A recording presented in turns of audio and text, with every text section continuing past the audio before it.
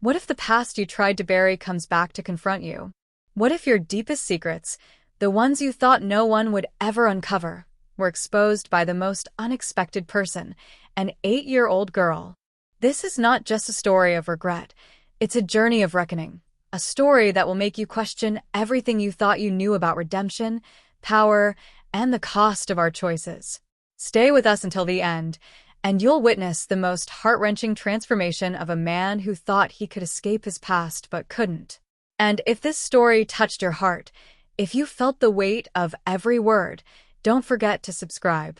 Join us on this journey, and let's discover more stories that will move your soul. Hit that subscribe button and become part of something unforgettable. The office building loomed tall and cold, casting a long shadow over the busy street below. Inside, the air was thick with the hum of fluorescent lights, the soft click of keyboards, and the murmur of muffled conversations. The receptionist, a stern woman with glasses perched low on her nose, glanced up as the door creaked open. A little girl stepped in, her pigtails bouncing with each hesitant step. She was dressed in a crisp, oversized blazer, a tie barely visible under the collar, and a leather briefcase almost too big for her small hands. "Can I help you?" the receptionist asked, her eyebrows raised in disbelief. The girl stood still for a moment, her large brown eyes scanning the room. "I have an appointment with Mr. Andrews," she said, her voice steady, though it carried a hint of nervousness. The receptionist looked at her again, unsure. "You mean your mother?" The girl nodded. "Yes, I'm here for her," she said, her tone firm, as if she had rehearsed it many times. The receptionist's confusion deepened, but she didn't question it further. "Follow me," she muttered, leading the child down the polished corridor toward the executive suite. The door to Mr. Andrews' office stood tall, imposing, and gleaming in the dim light of the hallway. The little girl knocked softly, and the door opened immediately. Inside, the chairman, Mr. Andrews, was seated behind a massive oak desk, surrounded by towering shelves filled with thick legal books. He looked up as the door clicked open, his sharp eyes scanning the child standing before him. "Are you lost, young lady?" he asked, a smile curling at the corner of his lips. "No, I'm here for the interview," she replied, her voice clear and unwavering. The smile faltered on Mr. Andrews' face, replaced by a flicker of confusion. "Interview?" he asked, his voice rising slightly. "Yes, I'm here to represent my mother," she answered. Mr. Andrews blinked, his mind racing. This is very unusual," he said slowly, trying to make sense of a situation. The girl, undeterred, walked confidently toward the chair opposite him and placed her briefcase on the table. "I know she couldn't come," the girl said, glancing up at him with an intensity far beyond her years. "I am here to take her place." A heavy silence settled in the room as Mr. Andrews stared at her, his gaze flickering between the child and the briefcase. He cleared his throat, leaning forward in his chair. "Are you telling me your mother couldn't come?" he asked, his voice tinged with skepticism. "She is ill," the girl said. "I know everything she would say, everything she would do." Mr. Andrews felt a cold shiver run down his spine. He leaned back in his chair, his fingers tapping on the edge of his desk. "And you know all this because you've been with her for so long?" he asked, his voice barely above a whisper. The girl nodded. "Yes," she said simply. "I've watched her work for years." Her eyes locked with his, and for the first time, Mr. Andrews noticed the sharpness in her gaze. The calm, the precision, the unwavering certainty in her presence felt wrong. "I know exactly what she wants from this position," the girl continued. "The same things she wanted from every job before." Mr. Andrews swallowed hard, the weight of her words sinking into him. "Tell me, then," he said, his voice now almost strained, "what does she want from this job?" The little girl's lips curled into a small, knowing smile. "She wants to change everything." "Take control," she said. "But more than that, she wants to leave a mark. A legacy." Mr. Andrews' heart skipped a beat. He was no longer sure what to believe. The calm demeanor of the girl before him seemed almost too perfect, too rehearsed, like a piece of a puzzle that didn't quite fit. "You are not," Here for your mother, he said, his words coming out slowly, his mind racing. The girl looked up at him, her eyes suddenly sharp, piercing. No, she whispered. I'm here for her, but it's not just for her. The room seemed to close in on him, the air thickening with a tension that made it hard to breathe. She couldn't come, the girl continued, her voice colder now, because she's not the one you should be worried about. Mr. Andrews stood up, his chair scraping harshly against the floor. He felt a sudden unease, his stomach turning. Who should I be worried about? He asked, his voice trembling. The girl stood up, her small hands grasping the edges of the briefcase, as if it were a shield. I'm the one who has been preparing, she said, her voice now a chilling calm. And I'm the one who will take over when she's gone. The room seemed to spin as Mr. Andrews tried to comprehend what was happening. The little girl walked toward the door, her steps slow, deliberate. Goodbye, Mr. Andrews, she said softly. The door closed behind her with a soft click, leaving the chairman standing there, frozen. The silence in the room was deafening. He could still hear the echo of her words. She's not the one you should be worried about. For the first time in his life, Mr. Andrews was terrified. The room was still. The silence that followed her departure hung in the air like a thick fog. Mr. Andrews stood motionless, his mind racing to grasp the depth of what had just happened. He wanted to speak, to call after her, but his tongue felt tied. The weight of her words still echoed in his head. She's not the one you should be worried about. His heart pounded in his chest. The little girl had come in, so poised, so certain of herself, her voice never wavering, her eyes never blinking. There was a cold precision in her manner that unnerved him, something that made him question everything he knew about the world. His thoughts were interrupted by the soft click of the door as it opened again. He turned sharply, expecting it to be the receptionist, but it wasn't. It was her, the little girl, standing in the doorway, her face now fully illuminated by the fluorescent lights above, casting long shadows across the floor. She was different now, colder, somehow darker. She walked back toward him slowly, the leather briefcase swinging in her hand, her eyes fixed on him with a chilling intensity. I know you're thinking about it, she said, her voice still quiet, but this time, there was an edge to it. You're wondering who I really am. Mr. Andrews could barely breathe. His pulse quickened. What was she going to do? He opened his mouth to say something, but the words caught in his throat. There was a sense of dread building inside him, gnawing at his gut. She continued without giving him a chance to speak. It's not just about your company, Mr. Andrews. It's about everything you've done, everything you've hidden. The statement hung in the air, sending a shiver down his spine. What could she possibly know? Who was she? I don't understand, he finally managed to say, his voice hoarse, as if the words were struggling to escape. What do you mean? The girl stepped closer, her small figure now towering over him in the most unsettling way. There was a calm in her eyes, a wisdom far beyond her years. You've been the chairman for too long, she said, her words slicing through the silence like a knife. But you're not the only one with secrets, Mr. Andrews. You're not the only one with power. Her eyes locked onto his, as if reading him, peeling away layers of his life, his choices, his regrets. You've hurt people. You've betrayed them. And now, it's time to face what you've done. Mr. Andrews staggered back, his mind spinning in a chaotic swirl of disbelief and fear. How did this child know about his darkest secrets? The illegal dealings, the people he had ruined, the mistakes he had buried beneath layers of wealth and power?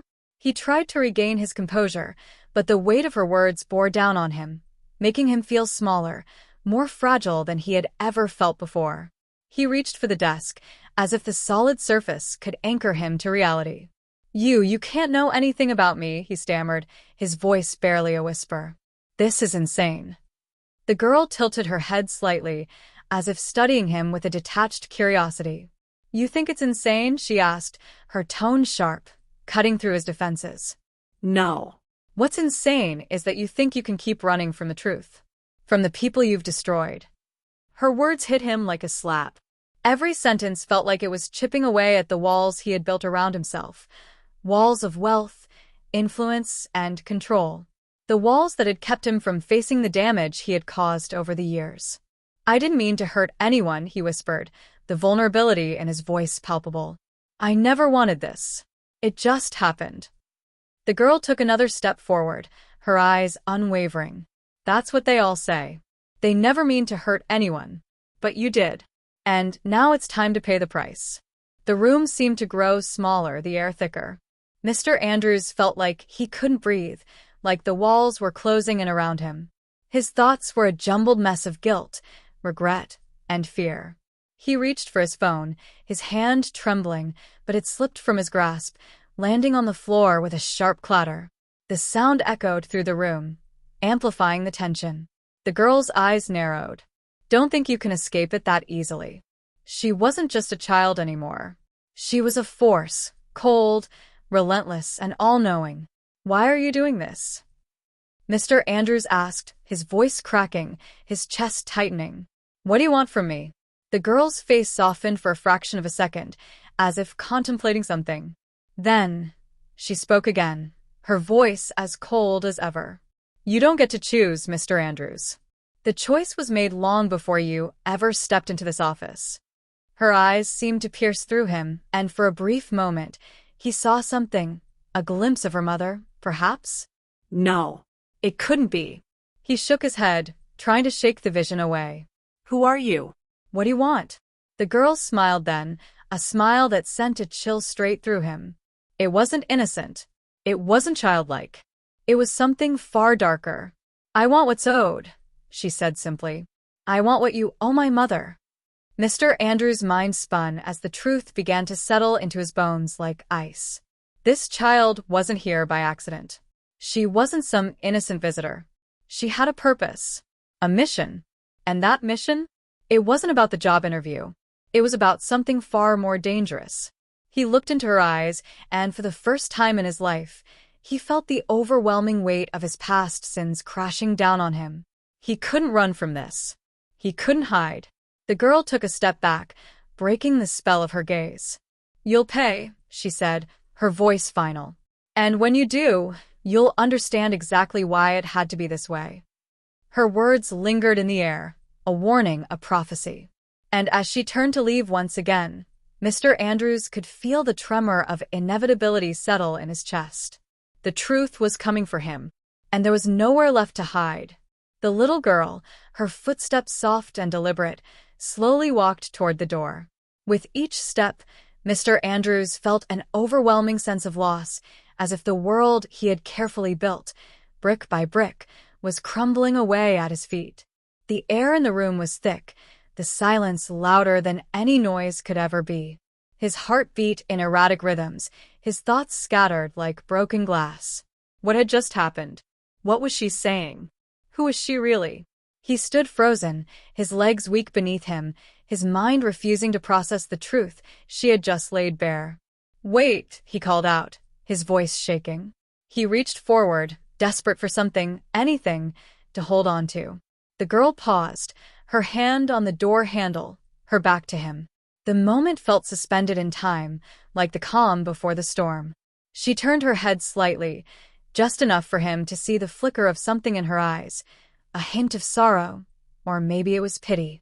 "You've always known, Mr. Andrews," she said, her voice a whisper that seemed to cut through the thick silence like a blade. "The things you've done, the lies you've told, you can't pretend you didn't know. But that's what you always do, isn't it? You bury it. You push it away." Her words struck him like lightning, each syllable igniting the deep guilt he had buried for so many years. He had built his empire on manipulation, deceit, and the pain of others. It had been easy at first, so easy to turn a blind eye, to justify every ruthless decision, every selfish choice. But now, standing in front of him, was the face of everything he had ignored. The girl didn't turn back fully, but her next words felt like they were spoken directly into his soul. "You've hurt more people than you can count," she said softly. "And no matter how high you rise, the fall will always come. It's inevitable."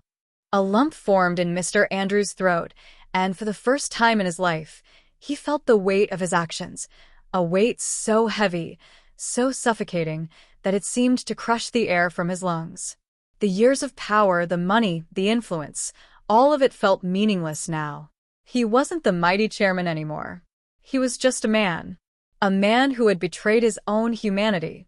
He stumbled backward, his hands trembling as he reached for the edge of his desk.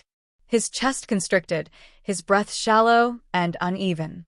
The panic started to set in, spreading through his limbs, freezing him in place. "Please, I didn't mean to," he started, his voice cracking under the pressure. But the girl cut him off, her voice like ice. "You don't get to play the victim anymore." The word stung, more than he cared to admit. She was right. There was no excuse for what he had done. There was no redemption in his mind. He had become a man who used his position for personal gain, a man who trampled on everyone who stood in his way. And now, standing before him, was a reminder of all the people he had forgotten, those whose lives had been wrecked by his choices. The girl opened the door, but before stepping out, she glanced back one last time. "You can't run from this, Mr. Andrews," she said, her tone cold, final. "It's already too late." The door clicked shut behind her, and the room was plunged back into silence. Mr. Andrews stood there, rooted to the spot, his mind spiraling into the abyss. The world around him felt distant, detached. It was as though he had lost control of his own body, as though the walls were closing in around him. Every breath he took was heavier than the last, each one filled with a suffocating dread. How had it come to this? He sank into the chair behind his desk, his hands resting limply in his lap. The weight of her words pressed against him like a vice, each one digging deeper into his conscience. His heart felt as though it might burst from his chest, the guilt and remorse too overwhelming to bear. For the first time in his life, he questioned everything. His choices, his actions, his legacy. He had spent so many years building an empire made from greed, ambition, and manipulation. He had worked tirelessly to climb to the top, to be the man in control. But now, all that seemed so hollow. All the wealth, all the accolades, meant nothing. He had ruined lives, destroyed relationships, and hurt people who trusted him. And for what? So, he could sit in an office with a golden chair and a polished desk? So he could look down at the world from his high-rise, pretending to be untouchable? He wasn't untouchable. No one was. The truth always had a way of finding its way to the surface. And when it did, it left nothing but destruction in its wake. Mr. Andrews looked at the door where the little girl had exited. He wanted to run after her, to beg for forgiveness, to make it all right. But deep down, he knew it was too late. There was no going back. The damage had already been done. He closed his eyes, letting the weight of his past settle over him like a heavy cloak. The memories of all the lives he had destroyed came flooding back, each face, each name, each tear. He thought of the people he had hurt, the families he had torn apart, the careers he had crushed beneath his heel. He thought of the woman who had worked for him, the one who had trusted him, who had given him her heart and soul. He thought of the promises he had made, the lies he had told, and the lives that had been shattered in the process. Tears began to well in his eyes, and he quickly wiped them away, embarrassed by the weakness. He had spent his whole life avoiding emotions, burying them deep down, but now they came crashing forward, unstoppable. The truth was here, and it wasn't going away. For the first time in years, Mr. Andrews felt the weight of his choices, the consequences of his actions. And in that moment, he realized something. He wasn't the one in control anymore. The little girl had taken that power from him. With her innocence, her purity, she had turned everything upside down. She had given him a glimpse of the person he could have been, the man he could have been if he had made different choices. But it was too late for that now. And as he sat in his office, alone with his guilt and regret, Mr. Andrews knew there was no way to escape the inevitable. The reckoning had come, and it would change everything. The stillness in the room weighed heavy on Mr. Andrews as his thoughts spiraled into a dark abyss. His mind raced from one regret to the next, each memory slicing deeper into his already broken heart. The girl's words reverberated in his ears, each one cutting through the fog of his confusion. "You can't run from this. It's already too late." He had tried to ignore the consequences of his actions for so long, telling himself that the wealth, the power, the prestige were worth it, that they justified every step he had taken, every lie he had told, every betrayal he had committed. But now, in the wake of her words, all of it felt like an elaborate mask, one that had finally been peeled away to expose the darkness beneath. His pulse hammered in his chest as he stared at the empty door through which she had exited. He wanted to call out to her, to ask her for answers, but the words caught in his throat. What could he possibly say? What could he do to make it right? The guilt gnawed at him like a relentless beast, tearing at his insides, threatening to consume him. He closed his eyes, but the faces of all the people he had wronged flashed before him. Faces of employees he had dismissed without a second thought, families whose lives had been torn apart by his decisions, friends he had used and discarded. The pain in their eyes haunted him, and he couldn't escape it. A single tear slipped down his cheek, and for the first time in years, Mr. Andrews allowed himself to feel the weight of his actions. He had never allowed himself the luxury of regret before. But now, regret consumed him. It was as if a dam had broken, and all the emotions he had so carefully bottled up came rushing to the surface. He tried to steady his breathing, but it was futile. His hands trembled as he reached for the glass of water on his desk, but even that felt useless in his grip. It wasn't thirst he was trying to quench. It was the overwhelming suffocation he felt in his chest, the crushing weight of everything he had done. But then, as if a cold wave had washed over him, he realized something. It was her eyes. The girl's eyes. They had burned into his soul, leaving behind a mark, a trace of something he couldn't name. There had been a sorrow in them, a deep, unspoken sorrow that mirrored his own. She had known pain, just as he had. She had suffered, just as he had made others suffer. He stood abruptly, his chair scraping harshly against the floor. His legs were unsteady, and for a moment, he feared he might collapse. The walls around him seemed to close in, but he fought against it, pushing forward. He strode across the room, his shoes clicking against the marble floor with a sense of urgency. There was something he needed to understand. Something he had missed in her words. What did she mean? Why had she come here? Why had she chosen him? His eyes fell on the leather briefcase she had left behind on his desk. It was small, inconspicuous, yet it felt like it contained the weight of the world. With trembling hands, he reached for it, the leather cool and smooth under his fingertips. He felt as though he were about to open a door to something far darker than he could ever comprehend. As he unlatched the case, the sound was deafening in the stillness of the room. He paused, heart racing. What was inside? Was it some kind of proof, something that could expose him? Was it a message, one last piece of the puzzle that he had never considered? Inside, there was a stack of papers, yellowed, old-looking, as if they had been kept hidden for years. Mr. Andrews swallowed hard, the bile rising in his throat. He felt a deep sense of dread, but he couldn't turn back now. He had to know. He pulled the papers out, one by one, unfolding them with trembling hands. His eyes scanned the contents, but the words on the page were blurry, unreadable at first. But then, the text became clearer, and the truth began to settle in his mind like a bitter pill. The first paper was a contract, his signature, his name boldly written at the bottom. But the other name on the page made his stomach drop. It was her mother's name. And then the next paper, another contract. Another signature. His signature. But the terms of this agreement were different. The words on the page were more sinister. It wasn't just a business deal, it was a pact.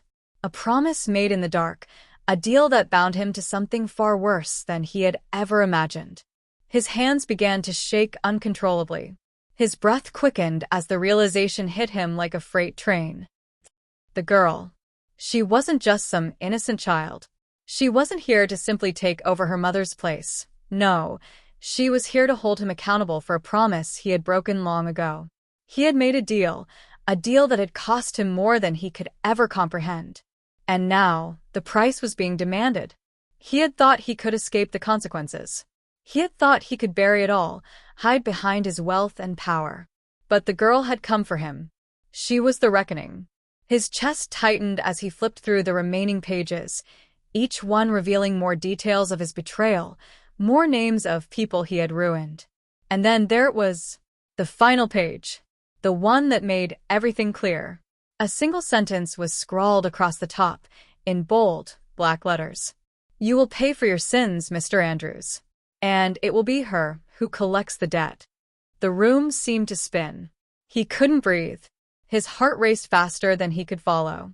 The words on the page were a death sentence, a guarantee that there was no escape from the life he had built, the life he had destroyed. He slammed the papers down on the desk, his hands trembling, his mind reeling. The door opened again, and the girl walked in, her presence like a storm on the horizon. She didn't need to say anything. Her gaze was enough. She had come to collect. Mr. Andrews stood there, paralyzed by the weight of his past. His breath was shallow, his chest tight with fear. He had no more excuses. No more lies. The little girl stepped forward, her tiny hands now clutching something else, something he hadn't noticed before. A small, delicate flower. A single crystal flower, its petals translucent, shimmering in the light like the tears he had never shed. "Your time has come," she said softly, her voice carrying a weight he had never heard before. And in that moment, as he looked into her eyes, he realized the truth. She wasn't here to take over her mother's place. She was here to bring justice. And he was the one who would pay the price. Mr. Andrews stood there, his world crumbling around him as the weight of the truth pressed down on him like a suffocating force. His gaze locked onto the crystal flower in the girl's hand, its delicate petals catching the light as if it were a symbol of something far greater, far more powerful than anything he had ever known. The girl, so small, yet so commanding, approached him with slow, deliberate steps, each one echoing in the silence like the ticking of a clock, marking the final moments of his fate. The flower glimmered in her hand, its glow casting an eerie light across the room, as if illuminating the darkness that had settled in his heart. "You've lived your life ignoring the consequences," the girl said, her voice a whisper that seemed to carry the weight of an entire lifetime. "But now, the time has come to face them." Her words pierced through him like a sharp blade. He wanted to speak, to beg, to apologize for the years of manipulation, of selfishness, of mistakes he could never undo. But no words came.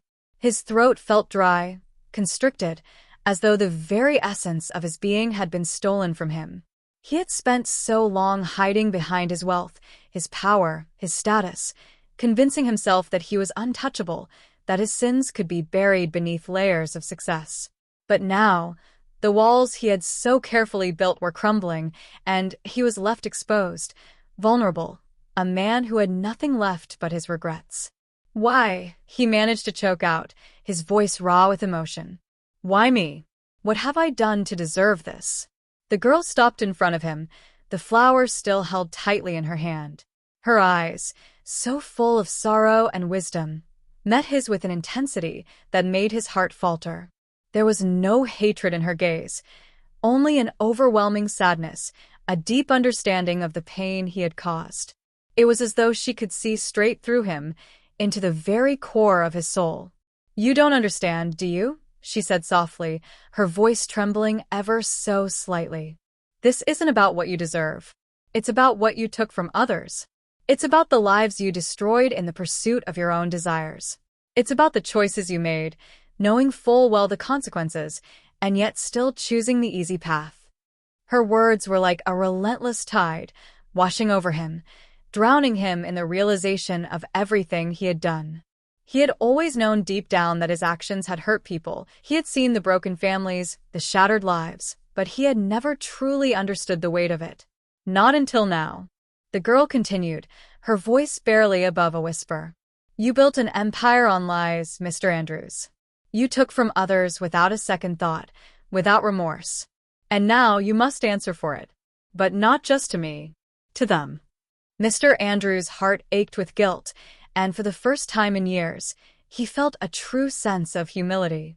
He had been the man in control, the one who pulled the strings, but now he was nothing. He was just a man facing the consequences of his actions. He thought of the people he had wronged, of the lives he had torn apart, and he felt a pang in his chest, deep and unforgiving. "I was just trying to survive," he whispered, his voice breaking. "I was just trying to make something of myself." The girl's gaze softened, and for the first time, he saw a flicker of compassion in her eyes. She took a step closer, her small frame standing tall before him. "Survival doesn't excuse the harm you cause others," she said quietly. "You had the power to choose differently. You chose to hurt instead of heal, to destroy instead of build. And now, it's time for you to face the truth of your actions." Mr. Andrews closed his eyes, his mind spinning with the weight of her words. The crystal flower in her hand seemed to shimmer with an otherworldly glow, and as he opened his eyes once more, he could feel the presence of the people he had wronged in the room with him. The faces of the employees he had fired without mercy, the families whose homes he had taken, the friends he had betrayed, all of them were there, in his mind, standing silently as witnesses to the life he had built and destroyed. And then, the girl spoke again, her voice soft but firm. "It's time for you to let go of your empire, Mr. Andrews. It's time for you to face the consequences of the life you've lived." The air seemed to grow thicker, the tension almost unbearable. Mr. Andrews felt as though the ground beneath him was shifting, as if the very earth were opening up to swallow him whole. He tried to speak, to plead for forgiveness, but the words wouldn't come. He was paralyzed, trapped in his own regret, unable to escape the reality of what he had done.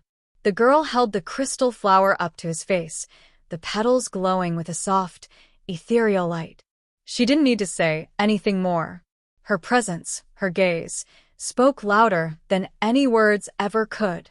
She had come to make him face the truth, to strip away the illusions he had spent his life building. And in that moment, Mr. Andrews felt the weight of his entire life crashing down upon him. The empire he had worked so hard to build, the power he had once reveled in, it all seemed so insignificant now. It was all gone. All of it. All the years of struggle, of ambition, of self-serving decisions, it had led him to this point. A point of reckoning. He sank to his knees, the pain in his chest becoming unbearable. The tears that had been building for so long finally broke free, streaming down his face as he wept for the first time in years. He wept for the people he had hurt, for the choices he had made, for the life he had lost. "I'm sorry," he whispered through his sobs, his voice barely audible. "I'm so sorry." The girl stood in front of him, her eyes filled with something close to compassion, but also with an undeniable sadness. She had done what she came to do. She had made him face the consequences of his actions. But even as he cried, as he acknowledged the weight of his mistakes, there was no sense of relief. There was no forgiveness in the air, no sense of redemption. There was only the crushing realization that some mistakes could never be undone, some wounds could never be healed. And as the last of his tears fell, Mr. Andrews understood. The crystal flower in the girl's hand was not just a symbol of justice, it was a symbol of the inevitable. The price of his sins had come due, and there was nothing he could do to stop it. The reckoning was here. It was time to face the consequences of a life lived in the shadow of ambition and greed. And there was no escape. The room fell into a heavy silence, the only sound the soft, distant hum of the city outside. Mr. Andrews knelt on the floor, his hands shaking as they clutched the papers, the contracts, the evidence of his life, the life he had built at the expense of others. His tears continued to fall, each one a symbol of the years of regret, of lost opportunities for redemption. The girl stood there, watching him, her expression unreadable, her small hands still holding the delicate crystal flower. The glow from the flower illuminated the room in a soft, otherworldly light, casting shadows that seemed to stretch endlessly. For a moment, time seemed to stand still. Mr. Andrews' heart ached as he realized that no matter how much he wished it, there was no going back. The choices he had made, the path he had taken, had led him here. And here, in this moment, was the reckoning. The truth had finally caught up with him. The girl stepped forward, the flower still held gently in her hands. She bent down to his level, her gaze softening just a little, as if she understood the depth of his sorrow. "You can't change what you've done," she said, her voice barely above a whisper. "But you can choose to be different now. You can choose to make things right. Not for yourself, but for the people you've hurt. For the ones who have suffered because of your choices." Mr. Andrews looked up at her, his heart full of conflicting emotions. Fear, guilt, sorrow, but also a faint glimmer of something else, something he hadn't felt in a long time. Hope. It was a fragile hope, the kind that comes when a man knows he has no other choice but to change. He closed his eyes for a moment, taking in a deep, shaky breath. The world around him seemed to blur as he thought of all the lives he had touched, the good, the bad, the broken.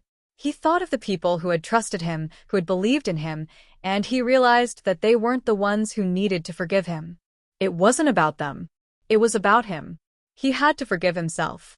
He looked up at the girl, his voice raw but steady. "I can't undo the past. But if there's even the smallest chance of making things right, I'll do whatever it takes." The girl nodded, her eyes filled with quiet understanding. It's never too late to change. But the journey will be long, and it will be difficult. Mr. Andrews stood up slowly, his legs weak, but determined. He wiped the tears from his face and looked at the girl one last time. She was no longer just a reminder of his past mistakes. She was a symbol of the possibility of redemption, of change, of growth. He had to find a way to rebuild what he had destroyed, not for his own gain, but for the people who had been left in the wake of his decisions. It would take time, effort, and an unyielding commitment to honesty and humility. But he would do it. He had to. The girl turned to leave, the crystal flower still glowing softly in her hands. She paused at the door, looking back over her shoulder at him, as though saying goodbye. "Remember, Mr. Andrews," she said, her voice carrying an unspoken weight, "the path to redemption begins with the first step. Take it. And don't look back." With those final words, she walked out, leaving him standing there alone in the empty room. But he wasn't truly alone anymore. He had his own soul to rebuild, his own life to live with purpose. The first step had been taken, and he was ready to face whatever came next.